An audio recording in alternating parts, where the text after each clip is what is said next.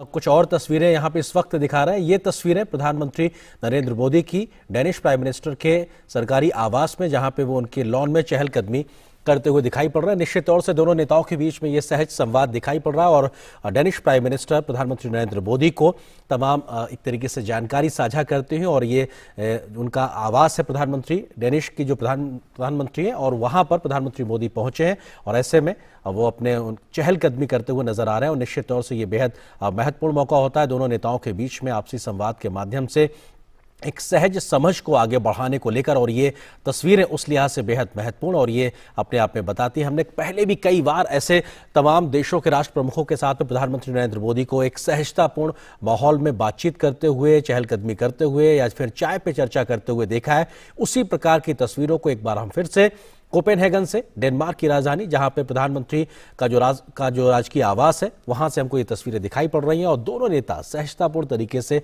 आपसी संवाद करते हुए। ये तस्वीरें अपने आप में बेहद महत्वपूर्ण, क्योंकि कई बार ऐसे पहले मौके हमने देखे हैं जब प्रधानमंत्री मोदी की भारत में किसी राष्ट्र प्रमुख के साथ में इस प्रकार की तस्वीरें, या फिर जब वो कहीं विदेशी दौरे पर होते हैं तो इस प्रकार की एक सहज संवाद की स्थिति देखने को मिलती है। कोई तीसरा व्यक्ति नहीं, दोनों नेता एक दूसरे के साथ में बात करते हैं तो निश्चित तौर से जो साझा हित हैं, जो तमाम जो बातें हैं जो दोनों देशों के भलाई के लिए हैं, या कहा जाए एक तरीके से जो दुनिया की भलाई के लिए, उन तमाम मसलों पर विस्तार से बात करने का एक मौके के तौर पे होता है और अपने आप में एक आधार तैयार होता है, एक समझ तैयार होती है और उस समझ के आधार पर आगे बढ़ने का मौका मिलता है। हमारे सहयोगी सुधाकर दास इस वक्त हमारे साथ में डेनमार्क की राजधानी कोपेनहेगन से ही मौजूद है, जहां पे प्रधानमंत्री इस वक्त प्रधानमंत्री डेनिश प्राइम मिनिस्टर के राजकीय आवास पे मौजूद है। सुधाकर, इन तस्वीरों को किस तरीके से समझने की जरूरत है कि एक सहज संवाद का एक मौके के तौर पर दोनों प्रधानमंत्री चहलकदमी करते हुए? बिल्कुल आर्यन, आपने सही कहा। और भारत डेनमार्क रिश्तों की एक नई तस्वीर है, ये नई एक तरह से नया अध्याय है आप कह सकते हैं। ये सिर्फ केमिस्ट्री नहीं है, बल्कि ये दोस्ती की एक नई इबारत लिखी जा रही है। जिस सहज तरीके से दोनों नेता संवाद कर रहे हैं, और हम देख सकते हैं कि एक इनफॉर्मल तरीके से, और ये एक दूसरे को समझने समझाने की कोशिश।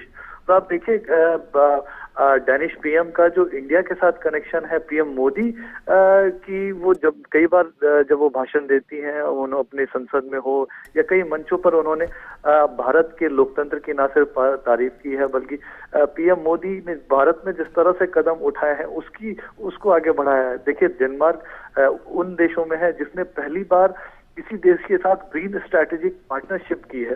तो बहुत महत्वपूर्ण ये संवाद। और भारत को लेकर अगर निजी तौर पर डेनिश पीएम के नजरिए से आप देखें तो उनकी बेटी साल 2019 में स्टूडेंट एक्सचेंज प्रोग्राम पर भारत आई थी, केरला आई थी और काफी खुश होकर लौटी थी।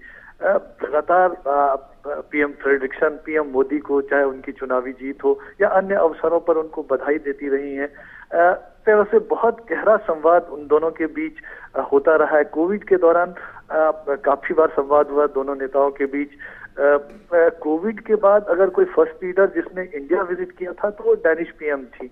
तो आप समझ सकते हैं कितना आत्मीय संबंध दोनों नेताओं के बीच है। और जाहिर तौर पर इस संबंध की वजह से भारत डेनमार्क रिश्तों को एक तरह से न सिर्फ मजबूती मिल रही है, बल्कि एक नया अध्याय भी उसकी वजह से लिखा जा रहा है। जी जी सुधाकर, ये जो एक आपसी समझ होती है दो देशों के राष्ट्र प्रमुखों के तौर पे, जब वो एक सहज संवाद करते हैं, ये कितना एक मददगार एक आधार तैयार करता है उस ठोस बातचीत के लिए जो अब से कुछ देर बाद शिष्टमंडल स्तर के आधार पे होगी। क्योंकि एक नेताओं के बीच की समझ, देशों के एक दूसरे की जो हित है उसके बारे में, एक दूसरे के बारे में कंसर्न्स को समझना, ये एक तरीके से मौका देता है आगे बढ़ने के लिए, जमीन तैयार करने के लिए। बिल्कुल। देखिए, हम जानते हैं कि पीएम मोदी किस हम्बल बैकग्राउंड से आते हैं, किस तरह से गरीबी में उनका संघर्षों में जीवन बीता, और आज वो जो कुछ भी कर रहे हैं उसमें कहीं ना कहीं जो समाज में सबसे निचले पायदान पर जो व्यक्ति है उसमें आत्मविश्वास भरने की कोशिश रहती है उनकी तमाम नीतियों में। और अगर डेनिश पीएम की भी बात करें आर्यन, तो वो भी काफी हम्बल बैकग्राउंड से रही हैं। उनके पिता एक टाइपोग्राफर थे, उनकी माताजी एक टीचर थी। तो निश्चित तौर पर ये दोनों ऐसे नेता हैं जो जमीनी जो समस्याएं हैं उनको समझते हैं, उनको दूर करने का तरीका जानते हैं। और शायद यही वजह है कि दोनों नेताओं के बीच इस तरह की एक जो बेहतर केमिस्ट्री बनी है। और निश्चित तौर पर लगातार 2020 में ग्रीन स्ट्रेटेजिक पार्टनरशिप भारत के साथ हुआ था डेनमार्क का। उसके बाद साल 2021 में डैनिश पीएम ने भारत विजिट किया था। हमने देखा कि किस तरह से अगले 5 वर्षों के लिए ग्रीन स्ट्रेटेजिक पार्टनरशिप को आगे बढ़ाया जाए, उसमें क्या short term long term goals हो सकते हैं उसको तय किया गया है। और आगे ये जो एक इनफॉर्मल संवाद है, ये दोनों नेताओं के बीच संवाद को, समझ को तो आगे बढ़ाएगा ही, बल्कि डाउन द लाइन आप देखें तो जो पूरा तंत्र है, कई तरह के मैकेनिज्म है, उस मैकेनिज्म में भी एक नई जान फूकेगा और उनको एक तरह से ये संदेश संकेत जाएगा कि हमको नई ऊर्जा के साथ इन संबंधों को मजबूत बनाने के लिए, इसको आगे बढ़ाने के लिए और नई सदी के जरूरतों के हिसाब से वैश्विक चुनौतियों का सामना करने के लिए तैयार करना होगा, उस दोस्ती को और भी मजबूत करना होगा। तो ये एक बड़ा संदेश जाएगा, तो उसका बहुत ज्यादा फायदा मिलने वाला है। आर्यन, सुधाकर, जो हम तस्वीरों में देख पा रहे हैं, खिली हुई धूप और चारों ओर हरियाली, और क्योंकि हम डेनमार्क को एक ग्रीन पार्टनर के तरीके से देखते हैं और ये महज एक सुखद संयोग ही हम कहेंगे कि संभवतः डेनमार्क के प्रधानमंत्री ने जो परिधान धारण किया हुआ वो भी लगभग हरे रंग के तरीके से, तो निश्चित तौर से एक जो सहयोग का जो बड़ा आधार है वो भी कहीं ना कहीं एक ग्रीन पार्टनर के तरीके से लगातार, और फोकस भी हमको नजर आ रहा है, और शायद ज्यादा बड़ी हम तरीके से हेडलाइन भी उसी नजरिए से देखेंगे जहां पे ग्रीन कोऑपरेशन में एक बढ़ते हुए सहयोग को हम देख पाएंगे। जी बिल्कुल। और अब देखिए आनंद, एयरपोर्ट पे किस तरह से डैनिश पीएम वो पहुंची, उन्होंने पीएम मोदी का स्वागत किया। घर पर वो अपने हस्बैंड के साथ, पति के साथ उन्होंने पीएम मोदी को रिसीव किया। तो वो कोई भी मौका नहीं छोड़ना चाहती हैं। पीएम मोदी कंफर्टेबल रहे। एक तरह से देखिए, जरूर ये दौरा औपचारिक होता है, लेकिन ये एक अनौपचारिक मुलाकात। आप किसी घर पर किसी अतिथि को बुलाते हैं तो आप कोई कसर नहीं छोड़ना चाहते हैं कि अतिथि के स्वागत में, सम्मान में, और शायद यही चीजें हम इस वक्त देख रहे हैं। और जाहिर तौर पर इस संवाद का जो बहुत असर, अब हम जानते हैं कि अगर जब पर्यावरण की बात होती है, आज जब क्लाइमेट चेंज की बात होती है, वैश्विक चुनौतियों की इससे रिलेटेड बात होती है, तो भारत की बात होती है, पीएम मोदी की बात होती है। पेरिस समझौते को जिस तरह से लेटर स्पिरिट में भारत ने आगे बढ़ाया है, जिस तरह से पीएम मोदी का कमिटमेंट रिन्यूएबल एनर्जी को लेकर है, सिर्फ कमिटमेंट ही नहीं है, भारत ने 2022 तक के जो रिन्यूएबल एनर्जी के लक्ष्य को चाहे हासिल किया हो, चाहे साल 2030 तक 40% से ज्यादा जो रिन्यूएबल एनर्जी का जो कंपोनेंट ऊर्जा एनर्जी सिक्योरिटी में रहने वाला है, तो एक बहुत महत्वपूर्ण है।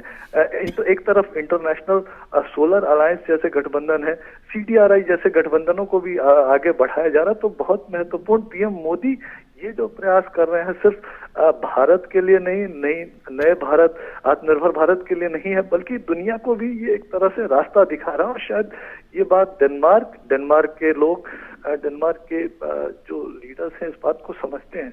वो निश्चित तौर पर बहुत अहम मुलाकात जी। जाहिर तौर पर अभी जो बातचीत हो रही है, तो मुझे जरूर लगता है कि द्विपक्षीय संबंधों को लेकर बातचीत तो हो ही रही होगी, बल्कि एक तरह से अब कैसे एक और नई चांद फूंक सकते हैं। एक नई शुरुआत पहले ही हो चुकी है, और लेकिन उसकी रफ्तार और कैसे बढ़ाई जा सके, उसमें और भी एलिमेंट्स कैसे जोड़े जा सके, उसकी चर्चा हो रही होगी। सुधाकर, आप हमारे साथ बने रहिए। खास मेहमान हमारे साथ विवेक मिश्रा जी भी बने हुए, फेलो ORF के।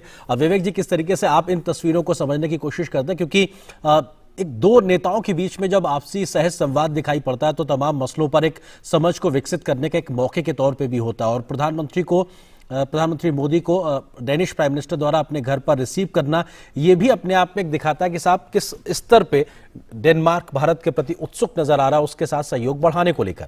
विवेक जी।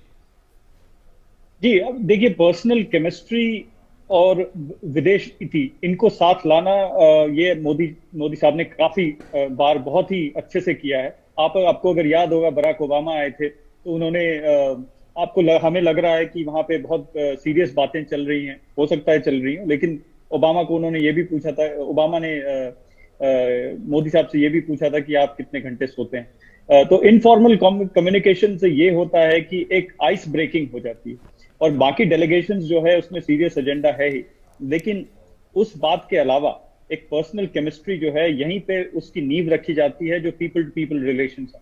यहाँ पे अगर लीडरशिप में एक अच्छी पीपल टू पीपल रिलेशनशिप की झलक मिले, तो बाकी पीपल टू पीपल रिलेशनशिप ये बहुत आसान हो जाता है। तो मेरे ख्याल से ये जो भारत की नीति में खासकर दिखाया गया है कि डियास्पोरा जो है, भारत के मूल के लोग जो हैं, उनसे इंटरेक्शन जहां भी प्राइम मिनिस्टर मोदी गए हैं वहां किया है, और उनके लीडर से भी पर्सनल अनऑफिशियल बातें की है। तो इससे एक बहुत ही चैनलाइज्ड वे में विदेश नीति और जो पर्सनल केमिस्ट्री है, ये एक इसको साथ लाया है। तो मेरे ख्याल से ये जो कम्युनिकेशन जो हम तस्वीरें देख रहे हैं, इससे ये पता चल रहा है कि बहुत ही बातें सरल हैं, और जो एजेंडा, सीरियस एजेंडा है, उसके लिए एक डेलीगेशन ऑलरेडी है, सब कुछ लाइंड अप है, और लीडरशिप अगर एक इजीनेस दिखे लीडरशिप दोनों तरफ की लीडरशिप में, तो ये दोनों देश के बायलैटरल बहुपक्षीय नीति के लिए बहुत ही अच्छी बात है। जी विवेक जी, जिस बात का आपने जिक्र किया कि हमने देखा कि ऐसी तस्वीर हमें पहले कई बार कई राष्ट्र प्रमुखों के साथ प्रधानमंत्री मोदी की देखी, आपको लगता है कि उनके विदेश नीति का एक अहम हिस्से के तौर पर किस तरह से पर्सनल केमिस्ट्री एक डेवलप करते हैं, जो शायद दोनों देशों के संबंधों को मजबूत करने में मददगार भी साबित होती है? ये बहुत जरूरी होता है, क्योंकि आप देखिए लीडरशिप आपको